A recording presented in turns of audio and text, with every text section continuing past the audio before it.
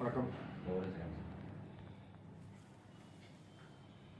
திருவண்ணாமலை மாவட்டம் சிஆர்இ தொகுதிக்கு உட்பட்ட சிப்காட் சம்பந்தமாக சிப்காட் என்பது தொழில்பேட்டை இங்கே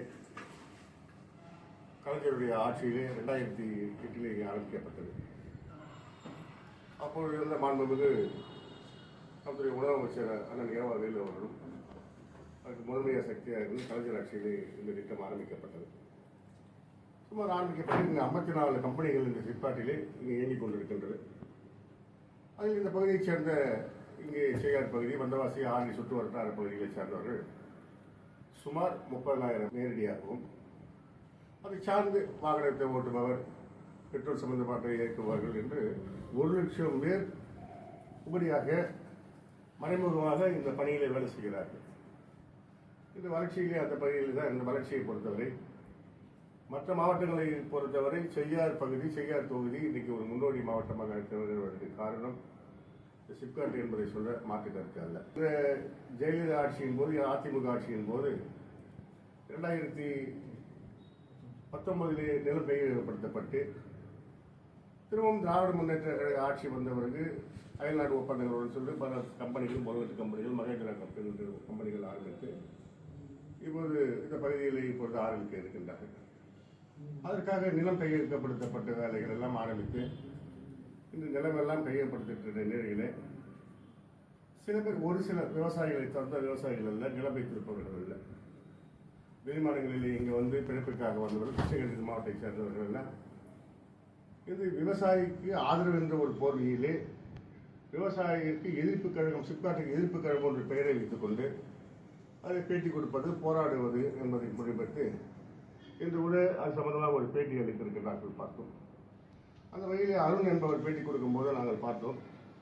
அவர் என்ன சொல்கிறார் என்றால், சிப்காட் இந்த பகுதிக்கு தேவையில்லை, இது விளைநிலங்களாக இருக்கின்றது, இதை எடுக்கக்கூடாது என்றெல்லாம் அவர் சொல்லியிருக்கிறார்கள். ஆனால் இதையெல்லாம் ஆராய்ந்த போது, இதை பற்றி நாம் விசாரித்த போது 3174 ஏக்கர், 11 ஏக்கர் வந்து நிலம் கையகப்படுத்த நிலையில் உள்ளது. அவர் என்ன சொல்கின்றார், இதெல்லாம் விளை நிலங்கள், முப்போகம் நிலைக்கூடிய விலைகள் என்று ஒரு பேட்டி தருகிறார். பொதுவாக நானும் விவசாயி தான், நீங்கள் சட்டமன்ற உறுப்பினர் ஒரு விவசாயி தான், இங்கே இருக்கிற சீடு போன்றவங்களாம் ஒரு விவசாய குடும்பத்தில் இருந்தவர் தான், விவசாய பற்றி எங்களுக்கு தெரியும். இதுதான் இப்போ ஒரு பேட்டி தருகிறார். பேட்டியில் என்ன கேட்கின்றார், முப்போகம் விளையக்கூடிய நிலம் என்று சொல்லுகின்றார். ஆனால் முப்போகம் விளையக்கூடியது அரசு சர்வேயில் அரசு கணக்கு பிரகாரம் 3177 ஏக்கரா. இதில் பட்டாவில் உள்ள நிலம், பட்டாவில் பட்டா கொடுக்கப்பட்டிருக்கிற நிலம், புஞ்சை நிலம் 2791.71 ஏக்கர். அதில் நஞ்சல் நிலம் 7.10 ஏக்கர் தான். அதே மொத்த பட்டா 2798.81 ஏக்கர் நிலம் இருக்கின்றது. அந்த வகையில் இதில் அரசு புறம்போக்கு 375 ஏக்கர் அரசு புறம்போக்கு, யாருக்கும் பட்டா இல்லாமல் அரசு புறம்போக்காக இருக்கிற நிலையில தான் இந்த சிப்காட்டுக்காக எடுக்கப்படும் நிலத்தின் வேறு வழியின்றி சுமார் 7.10 ஏக்கர் மட்டுமே நஞ்சை நிலம் எடுக்கப்பட்டுள்ளது. வேறு வழி இல்லை. காம்பவுண்ட் உள்ளவரோ, ஒரு பென்சிக் உள்ளவரோ, கம்பெனிக்குள்ளவரோ வெறும் 7.10 ஏக்கர் மட்டுமே எடுத்துள்ளது. சிப்காட்டுக்கு இதுவரை 1652.4 ஏக்கர் நிலம் கையகப்படுத்தும் நிலையிலே உள்ளது. அதற்காக சுமார் 750 விவசாயிகள் அதில் இருக்கின்றார்கள். அது 750 வயதில் இருக்கின்ற அரசு அதிகாரிகள் ஆடுவர்களெல்லாம் தனியாக அவர்களை அழைத்து அவர்களுக்கு ஒப்புதல் பெற்று பேச்சுவார்த்தை நடத்தி ஒப்புதல் ரசீது பெற்று அவர்கள் இசைவு தெரிவித்திருக்கின்றார்கள் என்பது இது உண்மை. அந்த வகையில் எடுத்துக்கிறார். விலகு நிலம் குறைவான பகுதி இன்று எடுத்துக்கொண்டால் மேல்மா என்ற ஒரு பகுதி, அங்கே இருக்கிற இளைஞர் கொண்டும் மத்திய நிலையிலெல்லாம் விளை நிலம் இயங்குகின்றால் 31.9 ஏக்கர் தான் அந்த பகுதியிலே. ஆனால் தரிசனம் எவ்வளவு இருக்கிறது, 161 ஏக்கராக இருக்கின்றது. அதுபோல இந்த குறும்பூர், வீரம்பாக்கம், வடகலப்புறந்தான், நர்மாப்பள்ளம் என்ற பகுதியில் எடுத்துக்கொண்டால் விளை நிலம் 77.49 ஏக்கர். ஆனால் தரிசனம் 97.40 ஏக்கர் அங்கே இருக்கிறது. ஆனால் அரசாங்கத்தில் விளம்பரம் செய்யப்பட்டு மனுதாரர்கள் செய்யப்பட்டு 774.90 ஏக்கர் நிலம் சிப்காட்டிற்காக நிலம் கையகப்படுத்துவது என்பதை நீங்கள் தெரிந்து கொள்ள வேண்டும் என்ற நிலையில் இப்போது இப்பகுதியில் சிப்காட்டிற்காக கையகப்படுத்த நிலத்தில் சுமார் 800 to 900 ஏக்கருமே ஒருபோகம் நிலை கூடங்கள். அவங்க சொல்றாங்கல்ல, இந்த 3200 நிலம் முப்போகம் நிலை கூடங்கள். அப்படியாக அல்ல, அந்த ஒருபோகம் நிலம் ஏற்படுத்தப்பட்டால் 800 to 900 ஏக்கர் தான் ஒருபோகம் விளையக்கூடிய நிலம். மீதி உள்ள சுமார் 200-2000 ஏக்கர் நிலங்கள் தரிசு நிலமாக உள்ளது. இது நாங்கள் ஆதாரம் இல்லாமல் பேசிக்கொள்ளவில்லை. அந்த தரிசனம் என்பதற்கு இங்கே உதாரணம் சொல்ல வேண்டும் என்றால், இது ஏதோ நாங்கள் ஊடகத்தில் ஒரு ஆன்லைனில் மேப்பை வைத்து எடுத்த படம். இது நாங்கள் பார்த்துக் கொள்ள வேண்டும். என்ன ஒரு இது ஞான பிரகாசம் என்பது இளநீர் குன்றத்திலே இன்று எடுத்த படம். இது எங்கே முப்போக விலை கூட இல்லை. இங்கே இருக்கின்ற மரங்களை பார்த்துக் கொண்டால் இது வந்து கருவேல மரங்கள். ஒரு கருவேல மரம் இந்த வளர்ச்சி அடைய வேண்டும் என்றால் சுமார் 10-15 ஆண்டு காலம் இந்த வளர்ச்சியை அடைவதற்கு கருவேல மரம் தேவை. இது 10 ஆண்டுகளாக எங்கே பயிரிடுகிறது. இது ஒரு உதாரணம். ஊடகங்களை பார்த்துக் கொள்ளுங்கள். அடுத்து போன போது மேல் பார்க்கப்பட்டு எடுத்துக்கொண்டால் அங்கே விளைநிலங்கள் பாருங்கள். இங்கே நிலை இங்கே முப்போகம் நிலை கல் இருக்கிறது. அது போல எழுங்கல் என்ற கிராமம் அங்கே எடுத்துக்கொண்டால் அந்த பகுதியை பாருங்கள். இது எல்லாம் தரிசு நிலங்கள். அதுபோல வட ஆலப்புறந்தான் என்ற கிராமத்தில் எடுத்துக்கொண்டால் அங்கே பார்த்தீங்கன்னா இந்த நிலங்கள் எல்லாம் கையகப்படுத்தப்பட்டு விளை நிலங்கள் இல்லாமல் தரிசு நிலங்களாக தான் இருக்கின்றது. அத்தியை எடுத்துக்கொண்டால் நீ கையகப்படுத்த அந்த பகுதிகளில் பெரும்பாலான விவசாயிகள் இசையை தெரிவித்துவிட்டு நிலம் கையகப்படுத்துவோம் என்று கையகப்பட்ட இருக்கிறீர்கள். அத்தியிலே எடுக்கப்பட்ட நிலங்கள் இது. இதையும் நீங்கள் பார்க்க வேண்டும். இதை எடுத்துக்கொண்டால் நர்மதா பள்ளம் அங்கே எடுத்துக்கொண்டால் நர்மதா பள்ளம் அங்கே எடுத்துக்கொண்டால் அங்கே விவசாயிகள் விளைநிலங்கள் என்று சொல்லுகிறார்கள். இதெல்லாம் எங்கே இருக்குது? இது மட்டுமல்ல, இது திராவிட முன்னேற்ற கழகத்தின் ஊடகங்கள் எடுத்து இதை மக்கள் உண்மையாக செய்கிறார்களா, இது மக்களுக்கு எதிராக ஆட்சி நடக்கிறதா என்ற ஐயப்பாடு வரக்கூடாது என்ற நிலையில தான் எங்களுக்குள்ள ஊடகங்களை எடுத்து நாங்கள் அதை பேட்டி காண்பிக்கிறோம். சுமார் இல்லையா?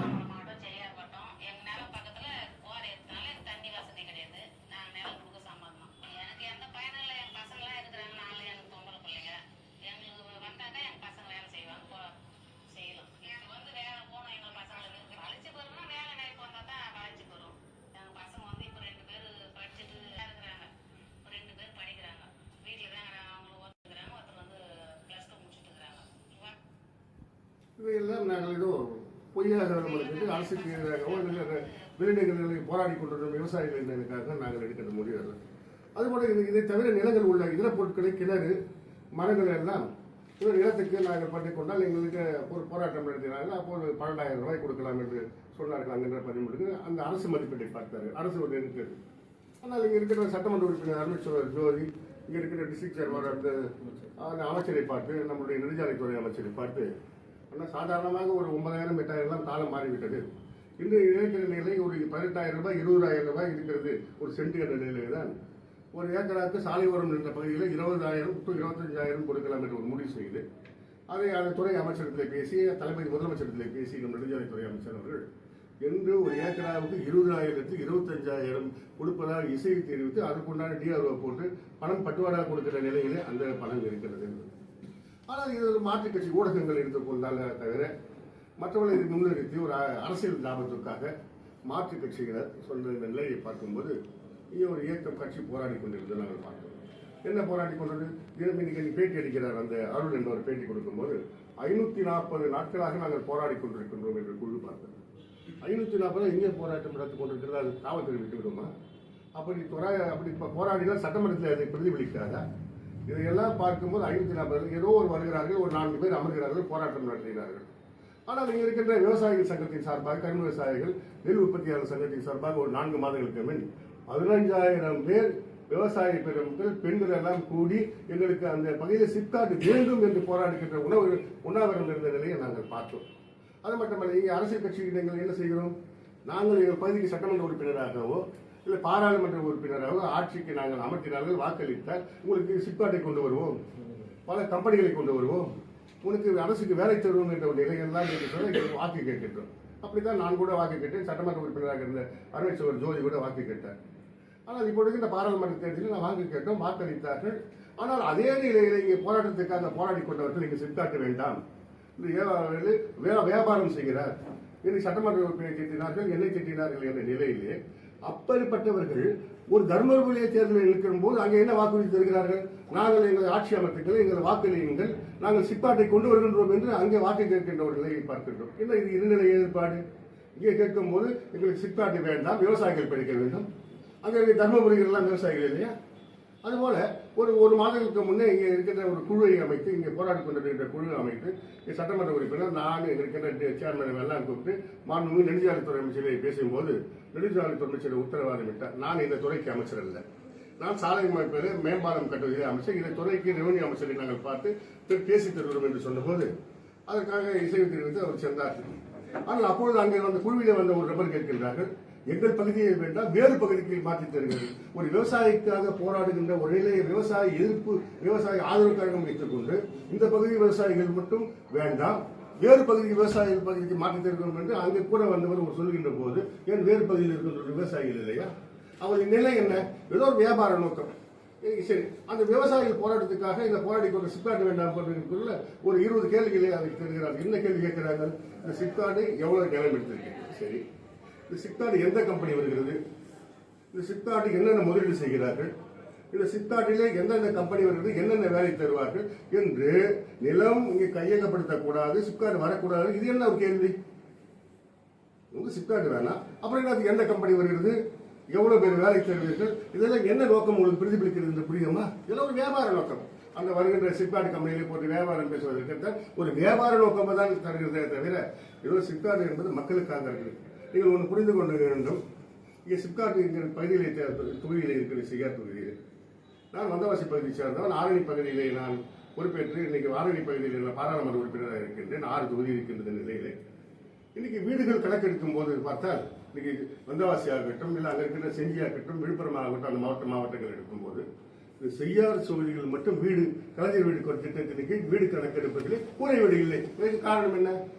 இங்கே இருக்கின்றன நிறைவான வாழ்க்கையை நடந்து கொண்டிருக்கின்றார்கள், நல்ல மச்சமாடி வீடுகளோடு வாழ்ந்து கொண்டிருக்கின்றார்கள் என்பதற்கு பொருளாகத்தான் இதுக்கெல்லாம் என்ன காரணம்? இருக்கிற தொழில்பேட்டை சிப்காட் தானே காரணம். எங்களுக்கு மற்ற தொழிலை எடுத்துக் கொண்டால் ஒரு வீடு எண்ணிக்கை கூட வருகிறது, இந்த தொழிலை பற்றி வீடு எண்ணிக்கை குறைவாக வருகிறது என்றால் இங்கே சிப்காட்டுக்கு தான் காரணம் என்பது வகையில் ஏதோ வியாபார நோக்கோடு, ஏதோ எதிர்ப்பு சக்தி நோக்கோடு அங்கே இருக்கின்ற பிளாட் போட்டோர்களை வைத்துக் கொண்டு அங்கே இருக்கின்ற ஒரு நில வியாபாரிகளை வைத்துக் கொண்டு தடை செய்கிறார்கள் என்ற ஒரு உள்நோக்கத்தோடு இருக்கின்ற மக்கள் ஆதரிக்கின்றார்கள். இந்த அரசு அதுக்கு முழு கருமுயற்சியாக எடுத்து அதுக்குண்டான முயற்சி மாண்புமிகு நெடுஞ்சாலைத்துறை அமைச்சர் அவருக்கும் சட்டமன்ற உறுப்பினரும் பாராளுமன்ற உறுப்பினரும் என்ற வகையில் நாங்களும் எடுப்போம் என்பது இந்த நேரத்தில் அறிவுறுத்தி கோரி கடமைப்பட்டிருக்கின்றோம். நடவடிக்கை என்பது ஏற்கனவே ஒரு சம்பந்தமாக நடவடிக்கை இருக்கிறது. இது அரசியல் நோக்கமாக்கப்பட்டு விவசாயிகளுக்கு இது எதிர்ப்பான சக்தி இருக்கிறது, அதுக்கெல்லாம் அதை நீக்கிவிட்டு ஒரு தார்மீக அடிப்படை ஒரு மனிதநேயத்தோடு இந்த அரசு போராடி தெளிவுபடுத்தி இப்போ போராடுறது விவசாயிகள் இந்த வகையில் போராடுகிறார்களா? இங்கிருந்து தருமபுரி மாவட்டத்திலிருந்து இங்கே வருகை தந்திருக்கின்ற ஒரு கிருஷ்ணகிரி மாவட்டத்திலிருந்து வருகை தந்திருக்கிற நம்ம மாவட்டத்தில் என்ன ஒரு அக்கறை அவரு பெரிய லெவல் லீடர், அவரு ஒரு இயக்கத்தின் தலைவரா? இல்லை விவசாயத்துக்குள்ள ஒரு நாராயணசாமி போராட அதை விட பெரிய தலைவரா? அவர் என்ன அடையாளம் இருக்கிறது என்றால் ஒன்றும் அடையாளம் இல்லை. அவர் என்ன நோக்கம்? ஏதோ ஒரு உள்நோக்கம் இருக்கிறது என்பதுதான் பொருள். அவருக்கும் இந்த விவசாய போராட்டத்துக்கும் என்ன சம்பந்தம்?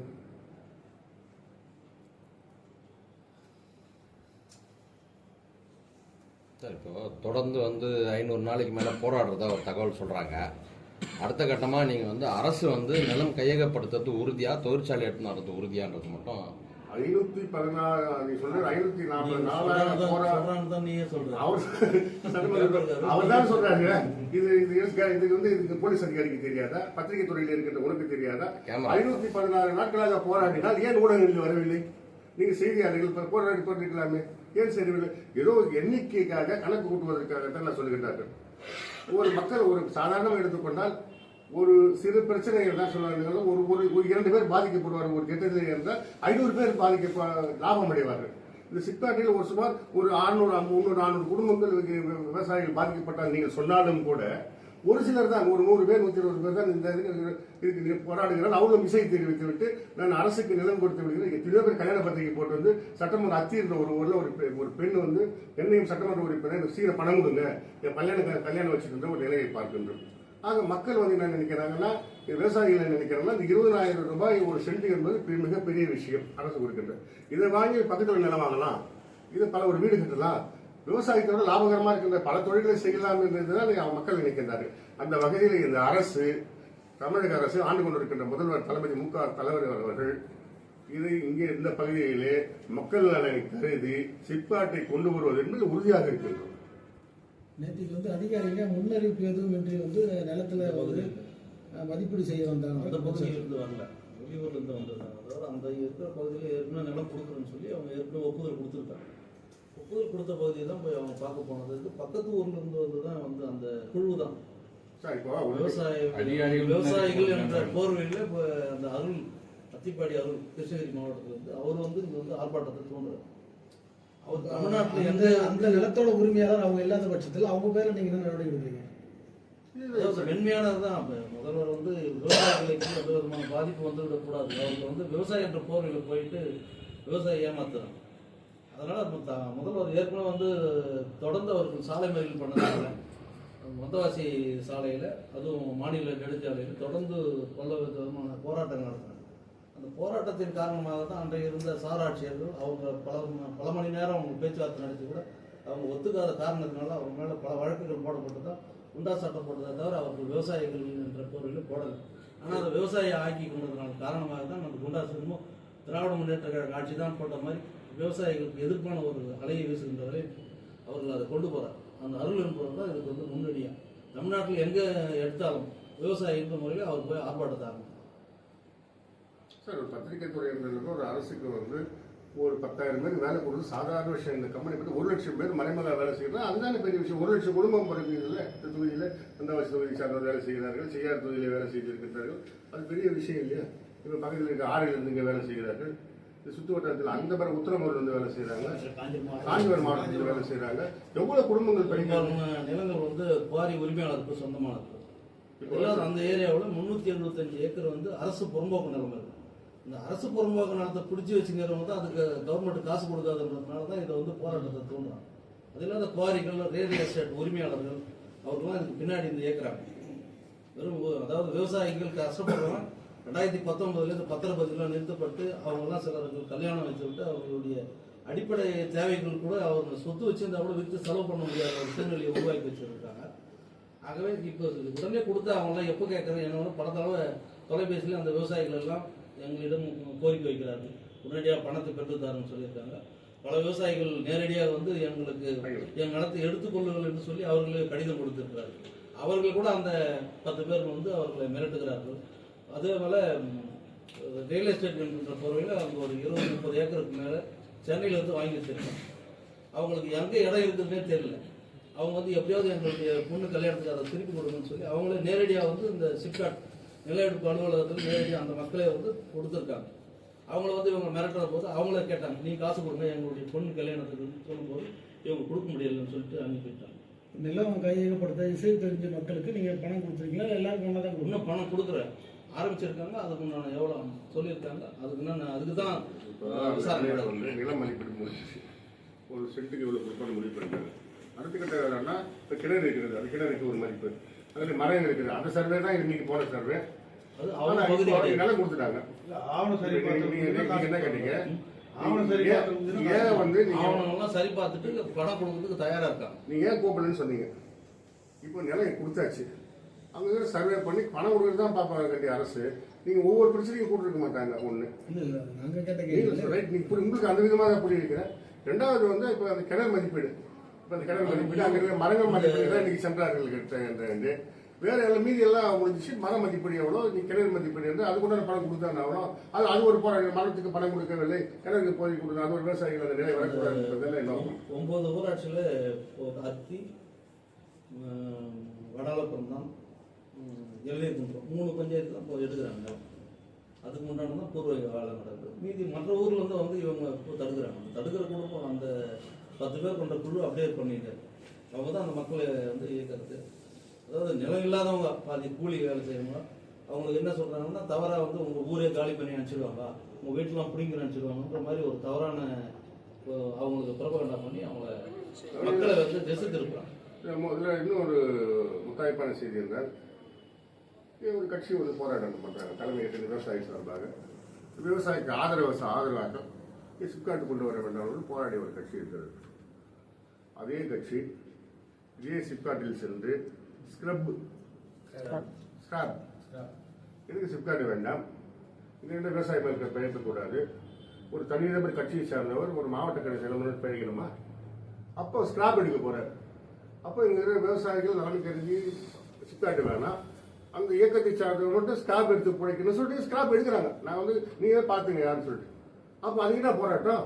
விவசாயிகள் மட்டும் விவசாயிகள போர்வையில் இப்படிலாம் போராடினா சிப்காட்டில் போய் என்னால் இந்த கட்சி போராடுது ஸ்கிராப் கொடுக்கலான்னு ஒரு மறைமுகமான ஒப்பந்தமா நடந்து சுயநலமா?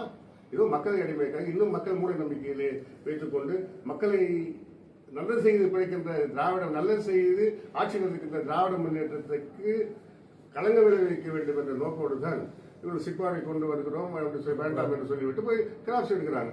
அது என்ன அது எப்படி அது நியாயம்? அப்ப என்ன போச்சு? அப்ப என்ன பண்ணோம்? என் விவசாய மக்கள் இந்த கம்பெனி எங்கள் பயிர்கள் இந்த கம்பெனியில் இதுல இருக்கின்ற இந்த பழைய பொருட்கள் வேண்டுமா, இதுல இருந்து லாபம் வேண்டுமா எனக்கு தானே உண்மையான கட்சி. எல்லாமே நம்ம ஊர் நீங்க எல்லாமே நிருபர் தான். அந்த இடத்த போய் பாருங்க. விவசாய நிலமா 100 ரூபா வளையல் பூமியா இல்ல அது சிப்காட்டுக்கு உகந்த இடமா இதெல்லாம் பாருங்க. இதே பாருங்க, போட்டோ பாருங்க. இதெல்லாம் ஒரு விவசாயியோ பாதிக்கப்படுகிறான் இல்லை இதெல்லாம் ஒரு பயிர் இருக்குது. இதெல்லாம் சர்வே நம்பரோட ஆப்ஷன் எடுக்குது. சாதாரணமாக நாங்கள் டூப்ளிகேட் எடுக்கிற ஒவ்வொரு ஆப்ஷனுடைய இதில் பேர் இருக்குது, அந்த சர்வே நம்பர் இருக்குது. இதெல்லாம் எடுத்துட்டு போய் நீங்கள் செக் பண்ணி பாருங்க. இதை பார்த்தீங்கன்னா இது ஒரு போராட்டத்தை தூண்டுறவங்க வந்து பல பேர் டைமோட இருக்குது. கிருஷ்ணர்காரன் கிட்ட மாமூல் வாங்குறவங்க தான் அந்த தூண்டுதல் பண்ணியிருக்காங்க. இப்போ பாருங்க, இந்த 15ஆம் தேதி 2 மணி 42 நிமிடத்துக்கு எடுத்துருக்கு இந்த போட்டோ. இப்போ நான் விவசாயத்தை பயிர் அழிச்சிட்டு மறைமுகம் எடுத்த போட்டோவா? ஒரு 2 மணி நேரத்துக்கு எடுத்த போட்டோம். இல்லை 10 இடத்துல நாங்கள் எடுத்துருக்கோம் போட்டோம். ஏன் 10 இடத்துல விவசாயமே பண்ணல? ஏன்னா கல் இல்லையா? முப்போகம் எழுதின பூமியாக தவறான எண்ணத்தோடு மக்களை குறித்து சிறப்பு என்னமா நீங்கள் ஊடகங்கள் புரிந்து கொள்ள வேண்டும். எங்களுடைய நிலையை விளக்குவதற்கு தான் இந்த ஏற்பாடு. வணக்கம், நன்றி. சமூக வலைதளங்களில் இந்த மாதிரி தவறான சட்டப்படி நடவடிக்கை. அதுபோல இதுல என்ன சமூக வலைதளங்கள் சமூக வலைதளங்கள் அவங்க என்னன்னா இதெல்லாம் அவங்க எடுத்து இல்லாத போறது. இது நம்ம நல்ல நோக்கம் இருக்கும். இப்போ ஒரு சமூக வலைதளங்களுக்கு வந்து ஒரு நல்ல நோக்கத்துக்கு ஒரு நல்ல பயன்பாட்டிற்கு அதெல்லாம் பயன்படுத்த வேண்டும். சில பார்த்தா தப்பான சில வலைதளங்கள் இது எல்லாமே இல்லை, சில அவங்களெல்லாம் புரிந்து கொள்ள வேண்டும், விளக்க வேண்டும். அந்த சமூக வலைதளங்களை எடுத்து அவதூறை பரப்புகின்ற உன் சகோதரி உன் மனைவி அந்த கம்பெனியை வேலை செய்கிறார் பிழைக்கின்றார்கள் என்பதை நீங்கள் மறந்துவிடக்கூடாது. இந்த பகுதியில் வந்து 2000 பேர் வேலை செய்யலாம். ஒவ்வொரு ஊரிலும் இருந்து வண்டி போகுது. இன்னைக்கு பாத்தீங்கன்னா ஒரு அறையா ஒரு காலத்துல பெண்கள் எல்லாம் வேலைக்கு செல்லக்கூடாது என்ற நிலையில இருந்த இன்னைக்கு நிலை. ஒவ்வொரு கிராமத்தில் இருந்தும் விழிப்புணர்வு போட்டு ஒரு 50-60 பேர் இந்த பெண்கள் இந்த கம்பெனியை வேலை செய்கிறார்கள் என்றால் அதுக்கு இந்த சமூக வலைதளங்கள் எல்லாம் ஒத்துழைக்க வேண்டும். இது தவறாக சித்தரிக்கூடாது என்பது அன்பான வேண்டுகோள். அது மீறி தவறான சித்தரித்தாலோ தவறான முறையாக இது கொண்டு சென்றாலோ அதுக்கு உண்டான துறை ரீதியாக நடவடிக்கை எடுக்கப்படும் என்பதை நான் உறுதியாக சொல்கிறேன்.